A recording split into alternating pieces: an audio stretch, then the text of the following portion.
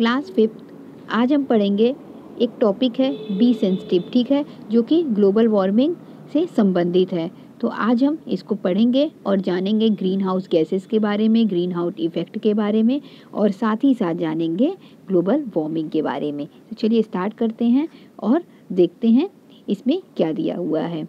Most of you must hear the term green house gases and global warming many a times. आप में से बहुत से लोगों ने ग्रीन हाउस गैसेस और ग्लोबल वार्मिंग के बारे में काफ़ी बार सुना होगा। But do you know what green house gases are? पर क्या आप जानते हैं कि ग्रीन हाउस गैसेस क्या होती हैं? What is global warming? Global warming क्या होता है? Is it good for our earth और नॉट? ये हमारे अर्थ के लिए अच्छा है या नहीं? Let's learn more about them.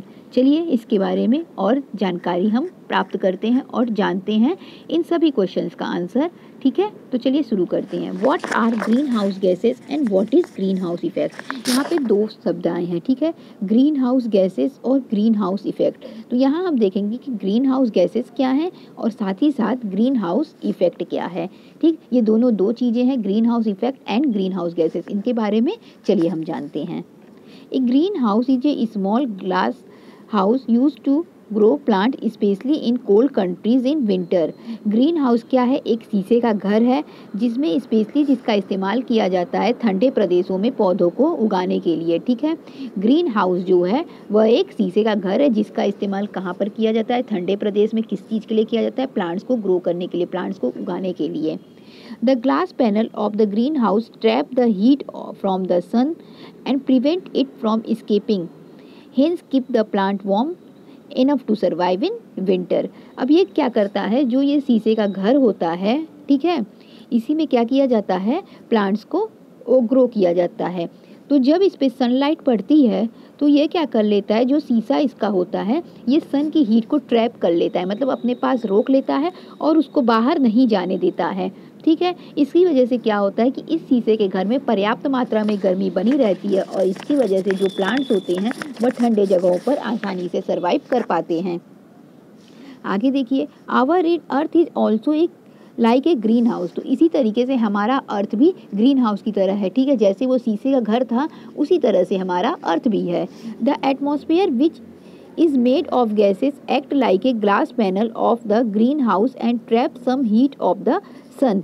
अब देखिए क्या दिया हुआ है, जो एटमॉस्फेयर होता है, the atmosphere which is made of gases, जो एटमॉस्फेयर है हमारा, ठीक है, वो गैसों से मिलके बना है। वह किसकी तरह एक्ट करता है? ग्लास पैनल की तरह एक्ट करता है, ठीक है। ग्रीन हाउस, जिस हम अपने पृथ्वी को कैसा माने? ग्रीन हाउस की तरह माने। और हमारे पृथ्वी में कई तरह की गैसेस पाई जाती हैं, ठीक है। ये गैसेस जो हैं यह ग्लास पैनल की तरह काम करती है। जिस तरह से ग्लास पैनल का काम क्या था? वह सन की हीट को रोक लेता था, उसी तरीके से ये एटमॉस्फेयर भी क्या करेंगी? हीट को रोकेंगी, ठीक है। In this way the temperature of the earth remain constant. और इसकी वजह से क्या होगा? अर्थ का टेम्परेचर कांस्टेंट बना रहेगा, नियत बना रहेगा, ठीक है।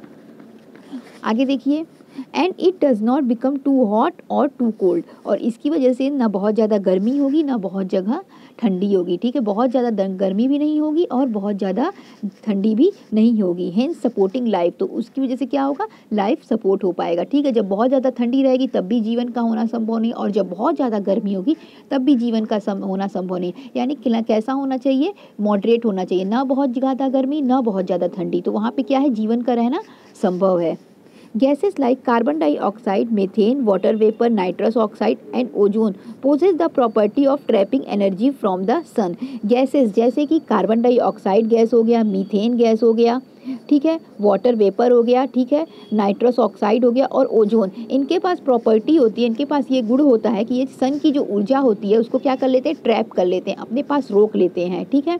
These gases are therefore known as greenhouse gases. इसीलिए इन गैसों को ग्रीन हाउस गैसेज भी कहा जाता है, ठीक है। तो ग्रीन हाउस गैसेस क्या होती हैं? गैसेस जो carbon dioxide, methane, water vapour, nitrous oxide और ओजोन, इनके पास प्रॉपर्टी होती है कि सन की लाइट को क्या करें? ट्रैप कर लें, और इसी वजह से इन्हें क्या कहते हैं? ग्रीन हाउस गैसेस कहते हैं। The natural process of maintaining the earth temperature and keeping it warm is known as green house effect. ठीक है, वह प्राकृतिक तरीका जिसके द्वारा अर्थ के टेम्परेचर को मेंटेन किया जाए। ठीक है, अर्थ के टेम्परेचर को मेंटेन करके उसमें गर्मी बने रहे। ठीक है, पर्याप्त मात्रा में, ठीक है, जैसी आवश्यकता वैसी गर्मी बने रहे, उसी को क्या कहते हैं, ग्रीन हाउस इफेक्ट कहते हैं। ठीक है, देखिए मान लीजिए यहाँ पे देखिए डायग्राम दिया हुआ है, मैं इससे समझा देती हूँ आपको।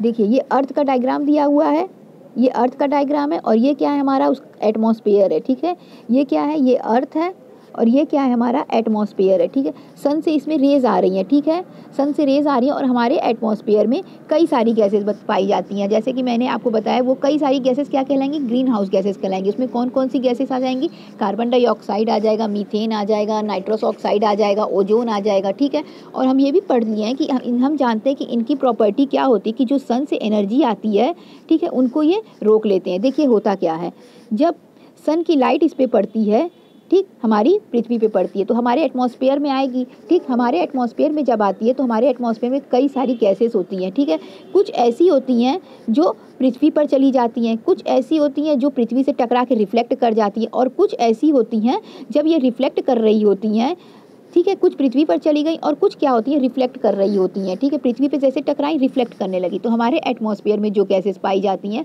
वो उन लाइट्स को क्या कर लेती हैं, उन एनर्जी को क्या कर, ट्रैप करके अपने पास रोक लेती हैं। तो उस वजह से हमारे एटमॉस्फेयर में जो वार्म टेम्परेचर है, ठीक है, जो यहाँ का टेम्परेचर है वो मेंटेन रहता है। तो इसकी वजह से क्या होता है, ना बहुत ज़्यादा गर्म होता है, ना बहुत ज़्यादा ठंडक पड़ती है। ठीक है, तो यही क्या हो जाता है, ग्रीन हाउस इफेक्ट हो जाता है।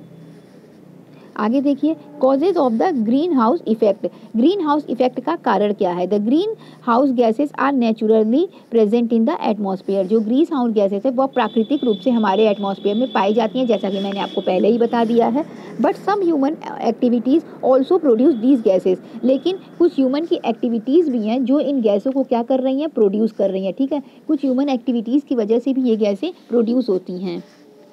Activities like burning of fossil fuel, ठीक है, ईंधन का जलना, ठीक है, कोयले वगैरह का जलाना, फोसिल फ्यूल मतलब कोयला वगैरह हो गए, उनका जलाना, cutting down and burning of tree, पेड़ों का काटना और पेड़ों को जलाना, ये सभी क्या है, ये बहुत ज़्यादा कार्बन डाइऑक्साइड रिलीज़ करता है। जब हम क्या कर रहे हो, कोयला जला रहे हो, पेड़ों को काट दें, ठीक है, पेड़ को काट दें और साथ ही साथ पेड़ों को जला दे, तो ये सब क्या करते हैं, जब ये सब जलेंगे तो क्या रिलीज होगा, कार्बन डाइऑक्साइड गैस रिलीज होगा। Due to this the natural balance of green house gases in the atmosphere get disturb. तो उसके बाद क्या होगा कि ये सभी, जब कार्बन डाइऑक्साइड की मात्रा बढ़ेगी तब क्या होगा कि ये हमारे ग्रीन हाउस गैसेस की मात्रा को भी बढ़ा देगा। ठीक है, इससे हमारा एटमॉस्फेयर क्या होगा, डिस्टर्ब हो जाएगा। Use of aerosols, hair spray cans, refrigerator, plastics etcetera release another group of highly dangerous green house gases called chlorofluorocarbon. इसके बाद जो हमारे रेफ्रिजरेटर हो गए, हेयर स्प्रे वाले कैंस हो गए, ये इन सबों से भी एक बहुत ही खतरनाक गैस निकलती है जिसका नाम है क्लोरोफ्लोरोकार्बन, जिसे हम CFC कहते हैं। They are also harmful that small amount can trap large quantity of heat making the earth extremely hot. जब ये सभी गैसेस निकलेंगी तो ये भी कहाँ जाएंगी, हमारे एटमॉस्फेयर में जाएंगी, और हमारे एटमॉस्फेयर में जब ये सब गैसेस बढ़ेंगी तो जो सन की हीट है वो वहाँ पे और ज़्यादा रुकने लगेगी, और जब वहाँ पे हीट ज़्यादा रुकने लगेगी तो हमारी पृथ्वी क्या होगी, ज़्यादा गर्म होने लगेगी। और हम पहले ही पढ़ चुके हैं कि बहुत ज़्यादा गर्मी और बहुत ज़्यादा ठंडक होने पर जीवन का होना संभव नहीं है। ठीक है, इसीलिए कहा जाता है कि हमें पेड़ों को नहीं काटना चाहिए और कोयले वगैरह को बहुत ज़्यादा इस्तेमाल नहीं करना चाहिए, नहीं जलाना चाहिए। This phenomena is known as global warming. इस फिनोमेना को ग्लोबल वार्मिंग कहेंगे, क्योंकि क्या हो रहा है, ये हमारी पृथ्वी पे हो रहा है। ग्लोबल मतलब क्या होता है, पूरा वर्ल्ड। ठीक है, जब पृथ्वी गर्म होगी तो पूरा वर्ल्ड गर्म होगा। ठीक है, इसी वजह से इसे ग्लोबल वार्मिंग कहते हैं। ठीक, क्योंकि ग्रीन हाउस गैसेस लगातार क्या हो रही हैं, बढ़ रही हैं। जब ये गैसेस बढ़ेंगी तो ये सन की हीट को ज़्यादा ट्रैप करेंगी। जब ज़्यादा ट्रैप करेंगी तो हमारा अर्थ क्या होगा, लगातार गर्म होगा। ठीक है, जब गर्म होगा तो जीवन का रहना क्या होगा, धीरे धीरे खत्म हो जाएगा, यानी जीवन धीरे धीरे क्या होगा, खत्म होने लगेगा। और इसकी वजह से हमारी पृथ्वी भी बहुत ही प्रभावित होगी। आगे देखिए, consequence of greenhouse effect. Greenhouse effect के क्या कॉन्सिक्वेंस है उसको देख लीजिए, किस कारण से होता है। Since the climatic condition of the earth are perfect for our survival. जो हमारी अर्थ का क्लाइमेटिक कंडीशन है, मौसम है, वो कैसा है, परफेक्ट है, ठीक है, अच्छा है सर्वाइवल के लिए, यानी जीवन के लिए। जो हमारा अर्थ है, हम जानते हैं कि हमारे अर्थ जो है वो जीवन के लिए, यहाँ पे जो भी यहाँ का क्लाइमेट है वह बहुत ही अच्छा है। Any significant increase in the temperature can cause drastic change which can be dangerous for life threatening for all living organism. और यदि हम अपने टेम्परेचर में, हम अपने क्लाइमेटिक कंडीशन में कोई भी अगर चेंज करते हैं किसी भी ह्यूमन एक्टिविटी से, तो यह किसी भी जीव जंतु के लिए बहुत ही हानिकारक हो सकता है। The earth becoming extremely warm as more heating is trapped on in it. जो अर्थ है वो लगातार गर्म हो रहा है क्योंकि हीट बहुत से ज़्यादा हीट क्या हो जा रहा है, हमारे एटमॉस्फेयर में ट्रैप हो जा रहा है, ठीक है। Some effect of global warming are as follows. Global warming का कुछ और इफेक्ट है, ठीक है, उसको देख लीजिए, इस तरीके से दिया है। Change in weather. Global warming की वजह से क्या हो रहा है, वेदर में लगातार चेंज हो रहा है, ठीक है। उसके बाद यह मेल्टिंग ऑफ ग्लेशियर्स। जो पहाड़ हैं, ठीक है, ग्लेशियर्स हैं, वो लगातार क्या हो रहे हैं, पिघल रहे हैं। Increasing in the sea level. समुद्र की जो सी का जो लेवल होता है, समुद्र का लेवल है, वो भी धीरे धीरे क्या हो रहा है, बढ़ रहा है, ठीक है। जब पहाड़ गलेंगे, ठीक, जब पहाड़ों पे बर्फ़ गलेगा तो क्या होंगे, जब बर्फ़ गलेगा तो वो वापस से समुद्र में जाके मिलेंगे। समुद्र में जाके मिलेंगे तो समुद्र के पानी का स्तर क्या होने लगेगा, धीरे धीरे बढ़ने लगेगा। Flooding of places near the sea. और इसकी वजह से भी क्या होगा, जो समुद्र के किनारे के एरिया होंगे, जो कोस्टल एरिया होंगे, वहाँ पे बाढ़ भी आने लगेगा। तो ये सभी क्या हैं, ग्लोबल वार्मिंग के इफ़ेक्ट हैं। Our effort to reduce greenhouse effect. हम ग्रीन हाउस इफ़ेक्ट को किस तरीके से रिड्यूस कर सकते हैं, कम कर सकते हैं, ठीक है, चलिए देखते हैं।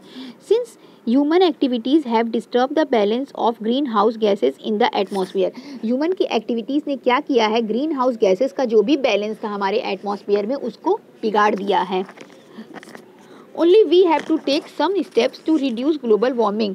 लेकिन हम कुछ स्टेप्स को फॉलो करके ग्लोबल वार्मिंग को कम कर सकते हैं, ग्लोबल वार्मिंग के खतरे को कम कर सकते हैं। Each us can do a bit in the following manner. यदि हम इस छोटी छोटी बातों का ध्यान रखें तो हम ग्लोबल वार्मिंग के खतरे से बच सकते हैं। चलिए देखते हैं वो छोटी छोटी बातें कौन सी हैं। Do not waste electricity, use it carefully, ठीक है। हमें बिजली को बर्बाद नहीं करना चाहिए और इसका इस्तेमाल हमें सावधानी से करना चाहिए। Use fossil fuel judicially. जो फोसिल फ्यूल हैं, जो कोयला वगैरह है, उनका इस्तेमाल भी हमें कम करना चाहिए। Use public transport as much as possible. कोशिश करना चाहिए कि हम ज़्यादा से ज़्यादा पब्लिक ट्रांसपोर्ट का इस्तेमाल करें।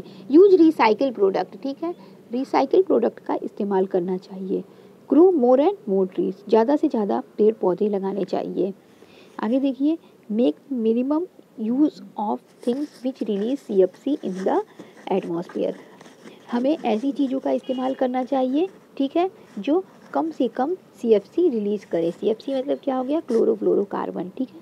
तो क्लोरोफ्लोरोकार्बन की वजह से क्या हो रहा था, हमारे एटमॉस्फेयर को बहुत ही नुकसान पहुंच रहा था। तो हमें ऐसा काम करना चाहिए कि हम क्लोरोफ्लोरोकार्बन रिलीज़ करने वाले किसी भी सामान की जगह कोई दूसरा सामान यूज़ कर ले या उसका इस्तेमाल कम से कम करें। तो इस तरीके से आज हमने देखा ग्लोबल वार्मिंग के बारे में, ग्रीन हाउस गैसेस और इफ़ेक्ट के बारे में।